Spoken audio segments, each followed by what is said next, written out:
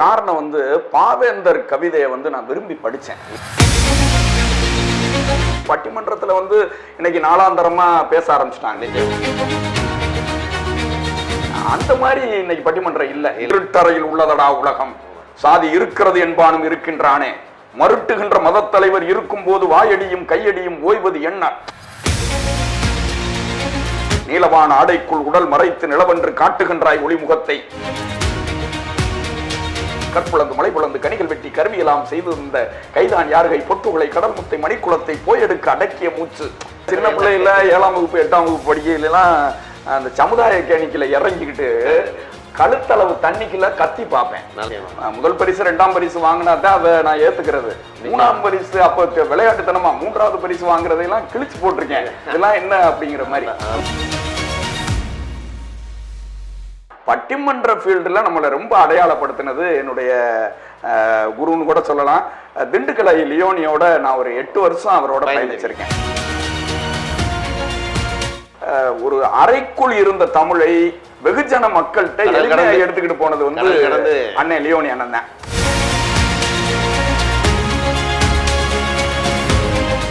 அது மாதிரி ஞானசம்பந்தன் ஐயாட்ட பேசியிருக்கேன், சாலமன் பாப்பே அவர்களிடம் பேசியிருக்கிறேன். இவங்கள்ட்ட எல்லாம் நம்ம வந்து கலந்து பேசிய அனுபவம் தான் இன்னைக்கு நம்ம நடுவரா இன்னைக்கு தனித்து இயங்க முடியும். இன்னைக்கெல்லாம் வந்து ஒரு 2 மேடை பேசிட்டா பட்டிமன்றத்துல நடுவர் ஆகணும்னு ஆசைப்படுற காலத்துல இப்ப நம்ம வாழ்ந்துகிட்டு இருக்கோம்.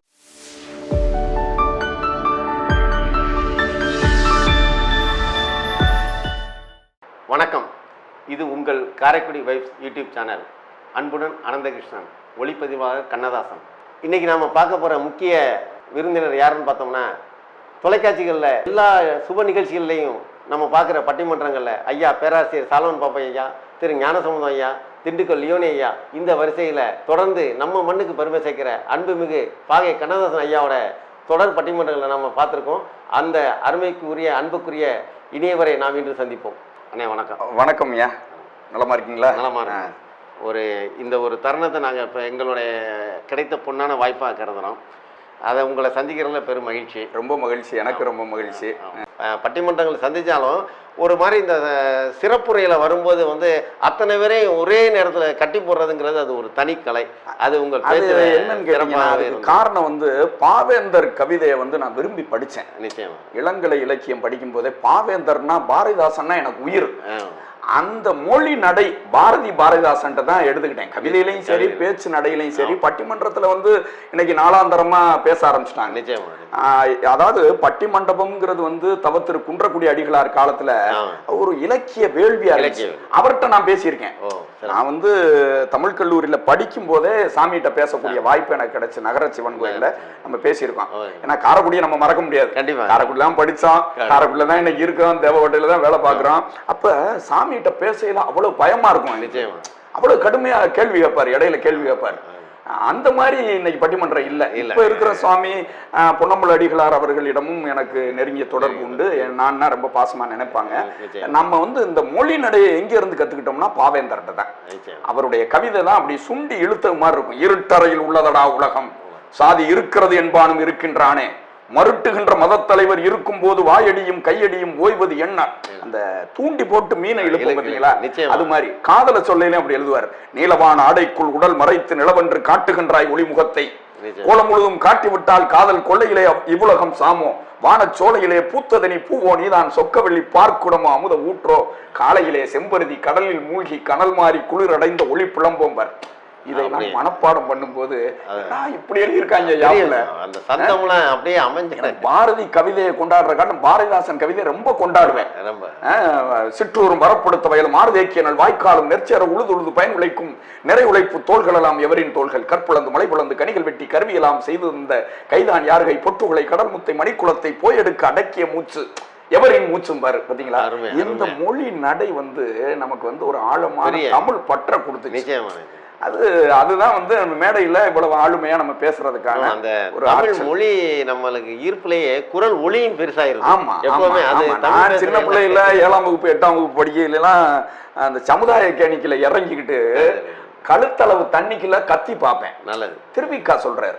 திருவிக்கா வந்து ஒரு பேச்சாளர் ஆகணும்னா ஒண்ணு கண்ணாடிக்கு முன்னால நின்று பேசு, இல்லைன்னா தண்ணிய கழுத்தளவுல நின்றுக்கிட்டு பேசணும்னா நமக்கே எதிரொலிக்கும். எப்படி பேசுறோம், உச்சரிப்புல என்ன தவறு விடுறோம், இல்ல நம்ம பேசும்போது பாடல் என்ன தப்பு சொல்றோம் அப்படிங்கறதெல்லாம் நமக்கு நாமே தெரிஞ்சுக்கிறதுக்கான ஒரு பெரிய வாய்ப்பு. படிப்படியா வளர்ந்தோம். இன்னைக்கெல்லாம் வந்து ஒரு 2 மேடை பேசிட்டா பட்டிமன்றத்துல நடுவர் ஆகணும்னு ஆசைப்படுற காலத்துல இப்ப நம்ம வாழ்ந்துகிட்டு இருக்கோம். நம்ம வந்து ஒவ்வொருத்தர்ட்டையும் கொட்டு வாங்கி அடிகளார்ட்ட இருந்து அது மாதிரி வந்து நெல்லை கண்ணன்ட்ட எல்லாம் நம்ம பேசின அனுபவம் பெரிய. நானும் என்னுடைய அருமை தம்பி தேவகோட்டை ராமநாதன் 2 பேரும் நாங்க அணித்தலைவரா கொஞ்ச நாள் அவர்கிட்ட பயணிச்சோம். அப்போ எல்லாம் நிறைய கத்துக்கிட்டோம். அது மாதிரி இங்க இருக்கிற நான் தமிழ் கல்லூரியில படிக்கையிலே காரைக்குடி மக்கள் கவிஞர் அருணாகப்பன் நம்மள நிறைய இடத்துக்கு கூட்டு போயிருக்கிறாரு. அது மாதிரி வந்து எல்லார்ட்டையும் பேசியிருக்கோம். பட்டிமன்ற ஃபீல்டுல நம்மளை ரொம்ப அடையாளப்படுத்தினது என்னுடைய குருன்னு கூட சொல்லலாம். திண்டுக்கலை லியோனியோட நான் ஒரு 8 வருஷம் அவரோட பயணிச்சிருக்கேன். 8 வருஷம் அவரோட நம்ம வந்து சிங்கப்பூர், மலேசியா, இன்னும் பல நாடுகள்லாம் கூப்பிட்டாரு. நம்ம பணியாற்றுகிற கல்லூரிக்கு நம்ம முதல்ல நன்றி சொல்லணும். அவங்க அனுமதி கொடுக்குறாங்க. தேவகோட்டை சேவகன் அண்ணாமலை கல்லூரியில தமிழ் துறையில நம்ம பேராசிரியரா இருக்கிறோம். எந்த பிரதிபலனும் எதிர்பாராம நம்மளுடைய தகுதிக்காகவே பணி தந்தாங்க. எந்த பிரதிபலனும் இல்லை. நம்மலாம் ஒரு உண்மை கடவுளினுடைய ஆசீர்வாதத்தால நம்ம இயங்குறோம்னு நினைக்கிறேன். அது மாதிரி வந்து திண்டுக்கல் லியோனியா அண்ணனோட வந்து நம்ம நிறைய இடங்களுக்கு போனோம். அதாவது வந்து ஒரு அறைக்குள் இருந்த தமிழை வெகுஜன மக்கள்கிட்ட எடுத்துக்கிட்டு போனது வந்து அண்ணன் லியோனி அண்ணன் தான்.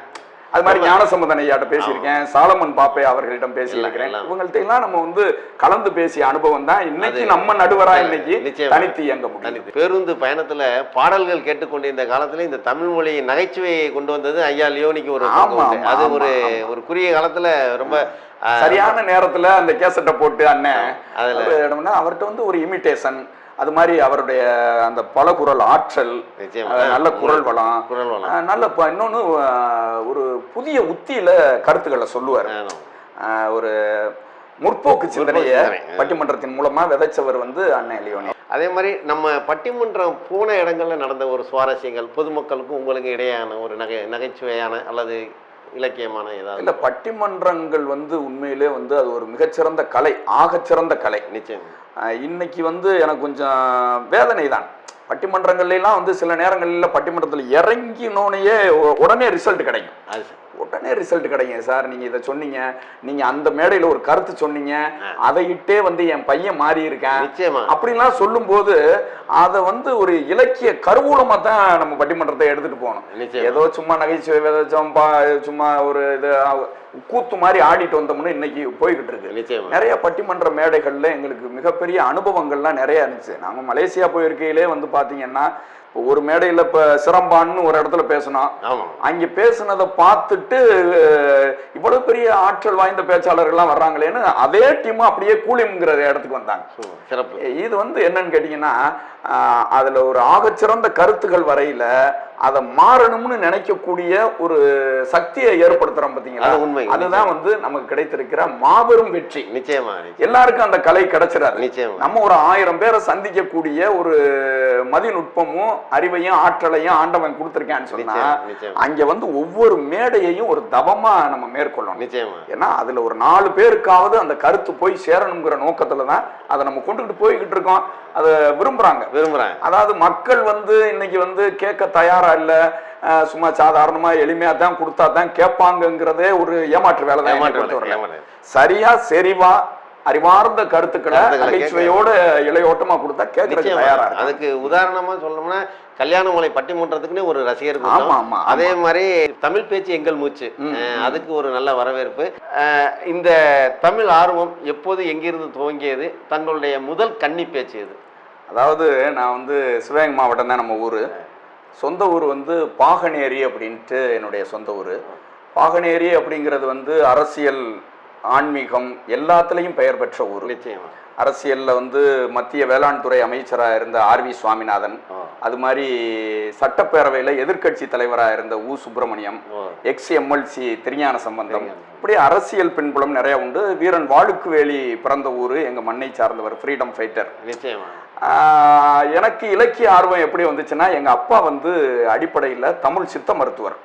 அவங்க வந்து மரபு கவிதை அவங்களே எழுதுவாங்க. வெண்பா ஆசிரியப்பாவில் எல்லா யாப்பு வகையிலையும் கவிதை எழுதுற ஆற்றல் அவங்கள்ட்ட இருந்துச்சு. அப்படியே அவங்கள்ட்ட இருந்த தமிழ் ஆர்வம் முதல்ல நான் 7ஆம் வகுப்பு படிக்கையில அன்னை இந்திரா காந்தி இறந்தப்போ வந்து அப்பாவே எழுதி கொடுத்தாங்க.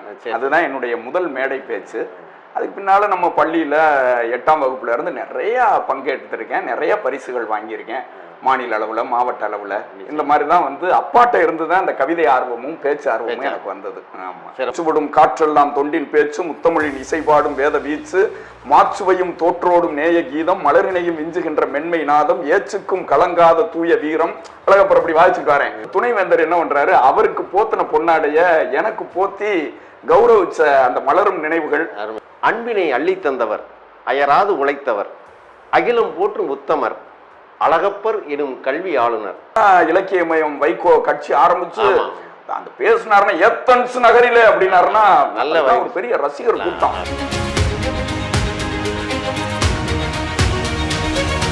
வந்தவர்கள் போனவர்கள் கணக்கினிலே வரலாற்றை பார்த்திட்டால் கணக்கு நீளும்னு ஆரம்பிச்சு முழுமையே வைகோவை பத்தி தான் எழுதியிருந்தேன். காரைக்குடி வைப்ஸ் சேனலுக்கு, யூடியூப் சேனலுக்கு யாரும் சப்ஸ்கிரைப் பண்ணாமல் என்ன இருந்தீங்கன்னா நீங்கள் உடனே பண்ணணும். ஏன்னா ஒரு அருமையான யூடியூப் சேனல். உங்களையெல்லாம் சந்திச்சதில் ரொம்ப மகிழ்ச்சி. நன்றி.